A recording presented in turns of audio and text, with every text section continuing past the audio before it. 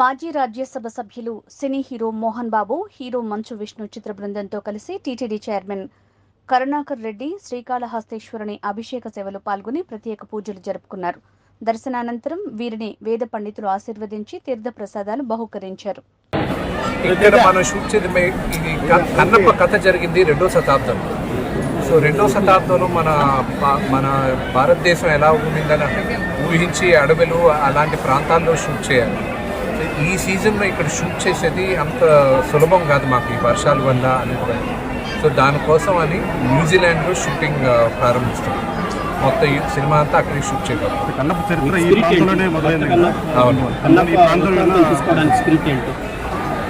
నాకు ఈ సినిమా ఇది 4వసారి తీయబడుతుంది భారతదేశం.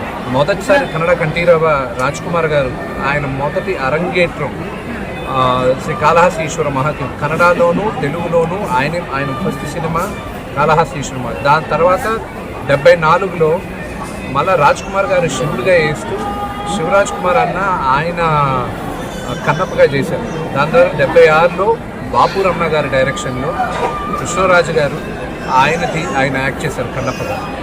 ఇప్పుడు శివ ఆజ్ఞతో నేను కన్నప్పగా యాక్ట్ చేస్తున్నాను. కన్నప్ప కథ మూల కథ అదే. మనకి దూర్జటి గారు రాసిన కథ కానీ మన పురాణంలో ఉన్న కథ కానీ దూర్జటి గారి కథని మేము ఆదర్శంగా తీసుకుని దాంట్లో నుంచి బ్యాక్ స్టోరీ చేశాం. అతను ఎలాంటి వాడు, ఒక నాస్తికుడు శివుడికి మహాభక్తుడయ్యాడు. భూప్రపంచంలో ఒక దేవుడు గుడి కింద పైన భక్తుడి గుడి ఉండేది ఇదొక్కటే శ్రీకాళహస్తి. అది ఎందుకు కన్నప్ప అంత పెద్ద భక్తుడిగా శివుడు ఒప్పుకున్నాడు ఎన్నుకున్నాడు అనేదే మన కథ. సో దాని తగ్గట్టు మనం అన్ని భాషల్లో భారతదేశంలో ముందు తెలుగులో షూట్ చేస్తున్నాం. మన సౌత్ ఇండియాలో ఉన్న కన్నడ, మలయాళం, తమిళ్లోనూ చేస్తున్నాం, హిందీలోనూ చేస్తున్నాం. మిగతా భాషల్లో చేయాలా లేదా అని ఇంకా చర్చ చేస్తున్నాం.